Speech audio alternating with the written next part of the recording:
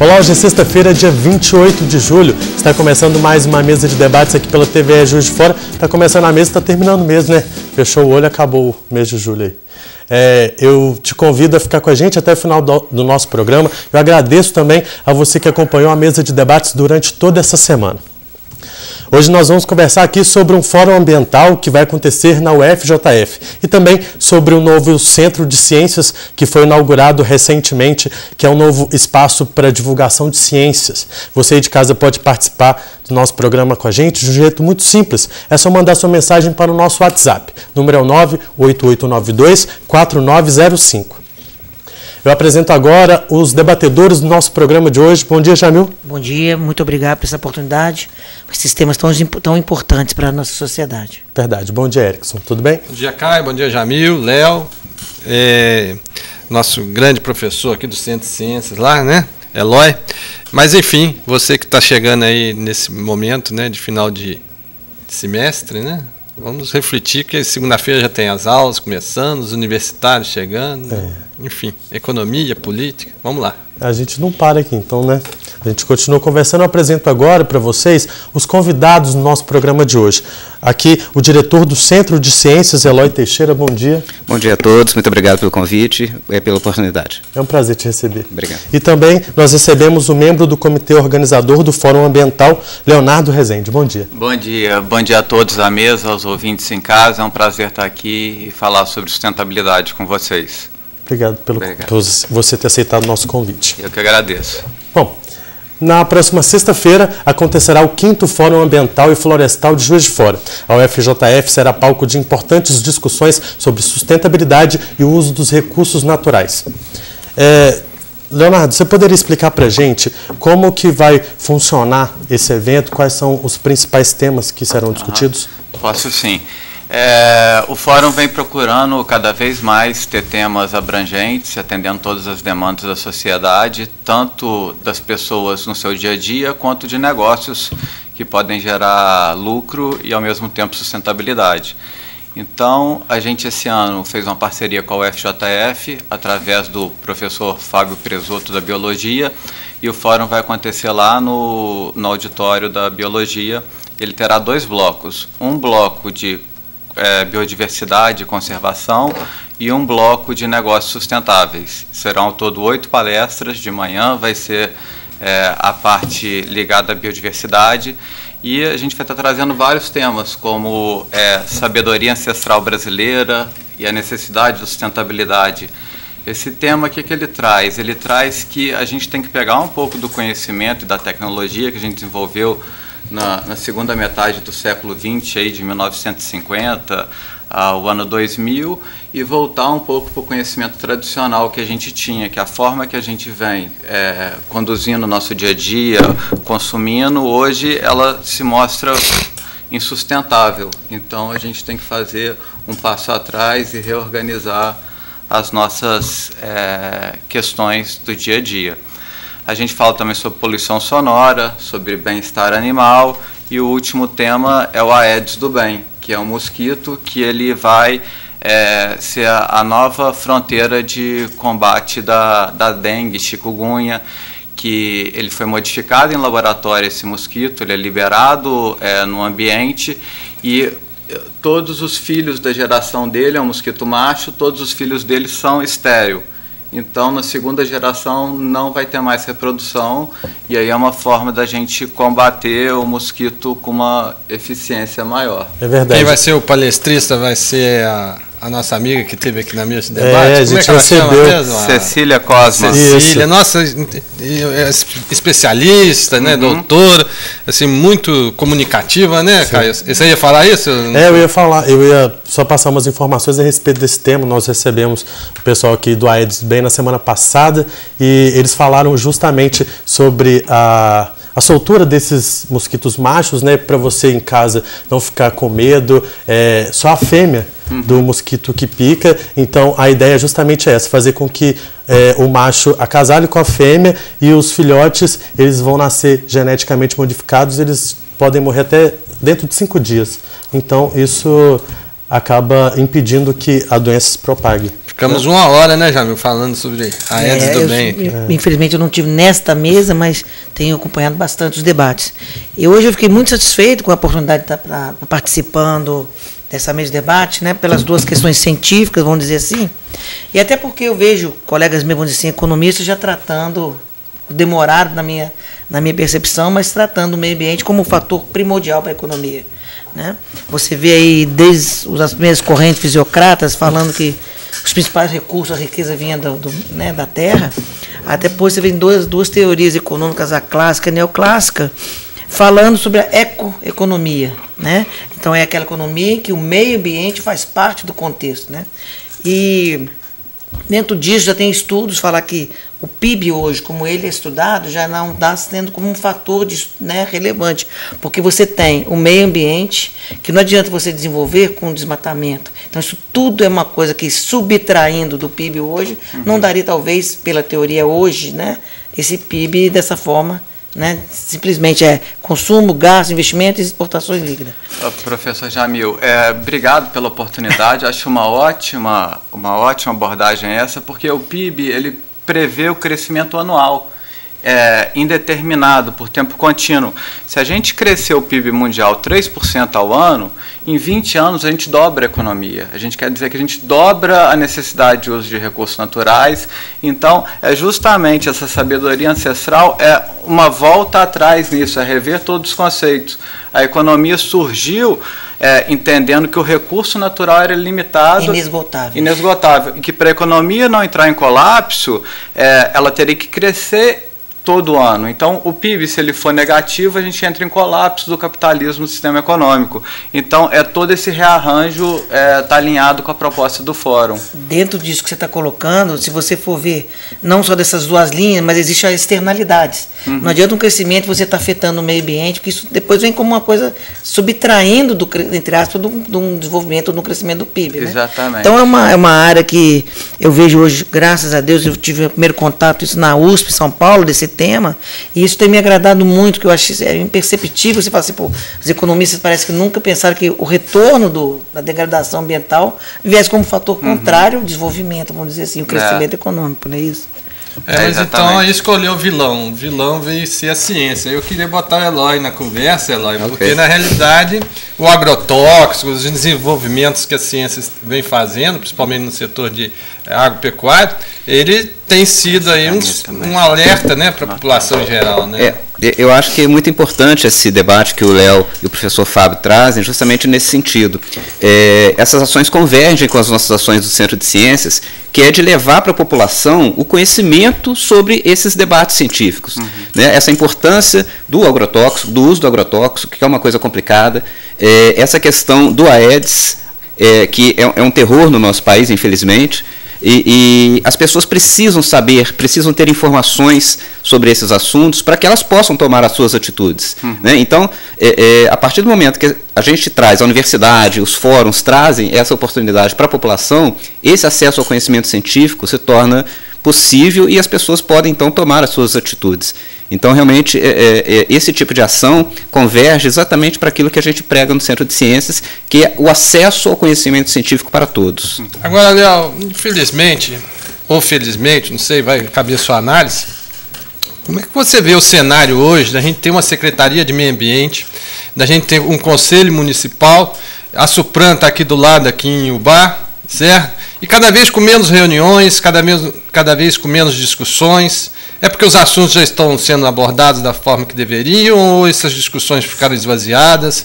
Como é que você vê essa questão hoje? Aqui está o professor falando que é importante levar a discussão à tona, como informação também, mas a gente vê essas discussões cada vez mais esvaziadas, menos reuniões. Como é que você vê esse cenário hoje, principalmente do Conselho de Meio Ambiente, da Supran aqui na nossa região, e tem a Copan também, que faz sua atuação, são reuniões esvaziadas, com menos participações, e uma Secretaria de Meio Ambiente que, de certa forma, ela não está tendo a expressão de uma agenda JF que há 20 anos atrás parecia que fazia mais do que uma Secretaria de Meio Ambiente. Bom, Erickson, eu acho, nós dois participamos do CONDEMA, né? Somos conselheiros aí de meio ambiente, e eu vejo um amadurecimento de todo o processo. A questão da discussão ambiental, o envolvimento não só desses atores, igual você citou, mas da comunidade, das pessoas como um todo. Eu acho que a gente tem que ter uma base de apoio que parte, assim como o professor Eloy falou, a gente trazendo a ciência, o conhecimento para a sociedade em geral, e elas passarem a exercer uma capilaridade, uma pressão maior sobre todas as ferramentas possíveis, quer seja na gôndola do supermercado, quer seja elegendo políticos mais adequados, quer seja colocando conselheiros e membros, entidades civis dentro do CONDEMA. Se a gente for parar para pensar, desde a Rio Eco 92, a gente tem 20, 30 anos, e se a gente for passar em toda a janela de tempo que a gente tem da sociedade, um tempo mais longo, é um aprendizado, e eu acho que a gente tem que buscar esse engajamento maior. Eu vejo que está certa a sua colocação. Se você for verificar, a questão não passa nem pela localidade, ela passa uma questão mundial. Há pouco tempo, o Trump praticamente rompeu todo as relações em relação ao meio ambiente, né? Teve até ao contrário, o Bloco Europeu se uniu até contra as decisões dele de cortar nisso. Ou seja, eu não sei a quando que essas pessoas ainda não conseguem pensar da influência de uma má gestão na questão ambiental de retorno à própria sociedade, não é isso? Jamil, mas eu acho, até dentro do que você está falando, mais significativo foram alguns empresários, né, americanos se destoando da fala do seu presidente, quer dizer, descolando da fala dele. Né? Muito importante. Eu acho interessante já abordar isso depois, daqui a pouco, porque hoje em dia o público também está muito interessado na forma com que a marca tem se comportado, né? A gente já toca nesse assunto, a gente vai para o primeiro intervalo do nosso programa de hoje, já voltamos com a mesa de debates. Isso você colocou muito importante.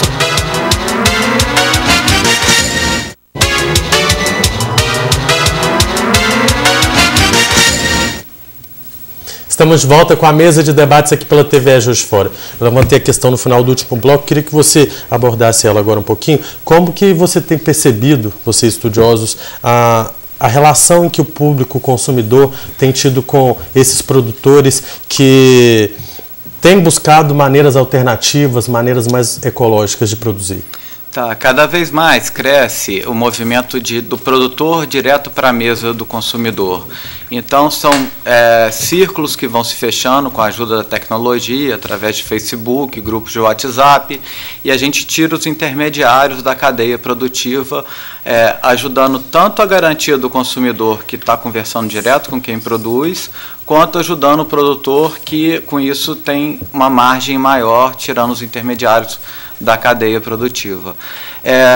Se a gente for ver a verba de marketing que as empresas têm, ou ela pode contratar uma hora de TV, ou ela pode pagar um anúncio em revista, ela pode patrocinar um esporte, ou ela pode ter também uma grande campanha ambiental, que não deixa de ser ruim para o negócio, é marketing, vai ajudá-la a fidelizar o cliente, mas em contrapartida ela está fazendo um bem para a natureza e um bem para o planeta, que é super digno e bem feito. Então, as empresas mais modernas, que estão mais atentas, elas já sabem do seu passivo ambiental, então elas direcionam parte da verba de comunicação para esse tipo e tem dado muito certo. O que você falou é muito importante, porque existem diversos estudos científicos em relação a isso, do retorno que a boa imagem, vamos dizer assim, da organização tem da marca, né? O consumidor já está voltado a essa percepção de que está mais pronto a comprar produtos de empresas que têm proteção ambiental, que está desenvolvendo como é que fala assim, relações sociais, né? Do que produtos que realmente já têm contrário a essa ideia, a imagem dela. Mas, Jamil, isso tem virado um valor agregado para as marcas? Bom, eu sempre falei que... Pelo menos mais caras elas são, né? São mais caras porque... É por causa da oferta. Como ele fala aqui, quando você vai fazer uma propaganda, uma publicidade, a própria campanha já é custosa, né? Então, geralmente, não pode, é uma personalidade que vai dar mais valor a essa propaganda. E essa personalidade, ela encarece. Então, onde vai ter embutido isso? Nos custos finais. Então, é um produto que passa a ser até mais caro em relação a isso. Então, quando eu falo aqui, a questão até de grife de marcas. Não é porque talvez um preço de uma marca é maior, de um produto, que aquele produto seja melhor de qualidade. né? Às vezes você vê produto que não tem tanta expressão de propaganda, publicidade, e por um preço menor, você tira ele fora porque o preço é menor, né? Então não é assim. Tem qualidade, sim. Às vezes umas investem mais em publicidade e propaganda e tornam-se mais caro. Outras não. Vão no marketing boca a boca mesmo. Então, vale a pena o consumidor, eu sempre falo nas entrevistas isso, vale a pena o consumidor experimentar. Né? O senhor está falando aqui em off, a questão do comodismo, de não procurar coisas novas. Né? Esse é o caminho. Né? Vamos experimentar coisas novas em qualquer sentido. São os produtos, ver se realmente aquele produto tem valor só porque ele é mais caro, ele é melhor que outro, não sei. Né? Depende, vamos experimentar, vamos fazer experiência sobre isso. Né? E, Leonardo, vocês também trabalham com a questão da agricultura familiar? A gente trabalha com todos os temas no fórum, inclusive eu vou até aproveitar a sua pergunta e falar da agenda do período da tarde. A gente vai falar sobre condomínios de agroenergia, como ter microgeração de energia em pequenas propriedades, falar sobre agro-silvipastoril, que é a integração entre culturas. Vamos ter uma palestra sobre desafios de produção na bacia hidrográfica do Rio Paraibuna e fechando com a fossa de evapotranspiração, que é como tratar o esgoto das propriedades rurais, que é um grande problema. Então tem assunto para todo tipo de público, desde a propriedade da agricultura familiar, que se implementar uma fossa dessa, que é uma fossa que não precisa ser limpa e ela tem todo o tratamento ecológico, quanto montar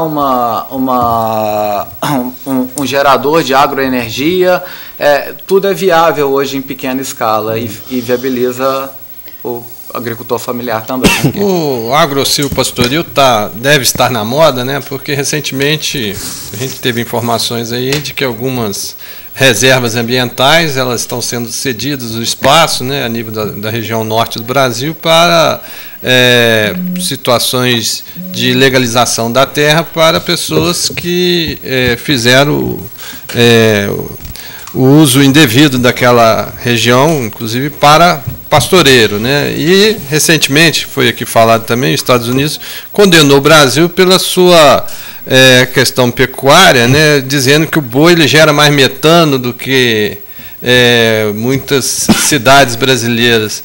Como é que você vê a importância dessa união, né? E fala um pouquinho da questão da pastagem com as florestas, né? Enfim, é possível a convivência, principalmente na área de pecuária? Não só possível, como fundamental. A gente vai passar por uma transição que a gente tem que mudar a nossa atual forma de produção. Ela não é sustentável.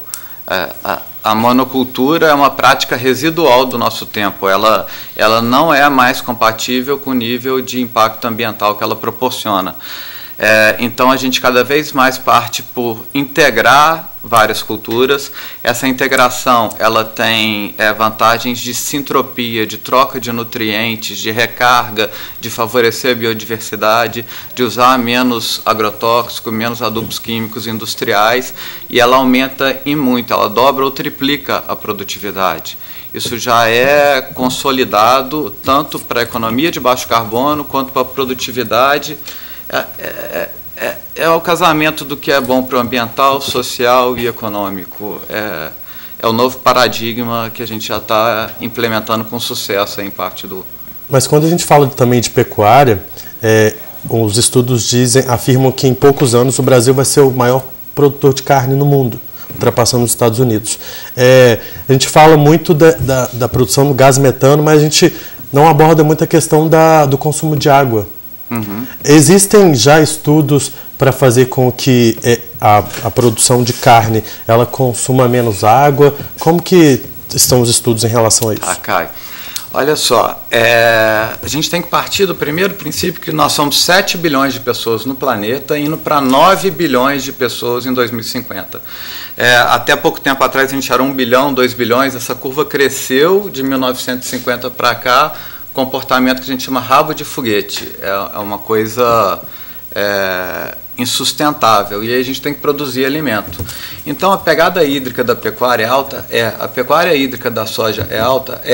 A gente não exporta tecnologia, a gente exporta recurso natural num grão de soja, num grão de milho ou num quilo de carne. A gente está exportando fósforo do solo, água e outros vários nutrientes. Tem muita coisa para ser feita. O que dá para falar assim de uma forma bem tranquila é que 70% das terras de pastagem do Brasil são degradadas. E aí eles estão produzindo 1/3 do que seria o potencial pleno dele. O que a gente tem que fazer é mudar essa cultura e melhorar, potencializar essas terras. Você tocou uma coisa na água, uma questão muito importante, né? Há pouco tempo eu estava vendo 5 especialistas americanos falando sobre economia americana. Aí perguntaram a ele qual que seria o recurso, talvez, né, mais prejudicial aos Estados Unidos hoje. Aí de tudo eles falam assim, a água, né? Porque a gente fica, através disso tudo, você tem a produção, você tem limpeza, tem um monte de coisa. E talvez um dos recursos que a gente talvez tenha tomado menor cuidado até hoje, né? Não sei se é impressão sua. Uma pergunta, desculpa. Não. Uma pergunta que eu queria saber, se você puder, ministro. Você ainda acredita, talvez, assim, na teoria de Malthus, que a sociedade cresceria em PG, ou progressão geométrica, e a produção em PA? Estamos ainda nesse processo de perigo, vamos dizer assim? Bom, eu estou com 40 anos e é engraçado que quando a gente recebia um engradado de Coca-Cola em casa novo, eles falavam, daqui a pouco eles vão vender água engarrafada e vai ser caro. E a gente não acreditava que isso ia acontecer. E hoje já acontece e é um ativo dos mais importantes.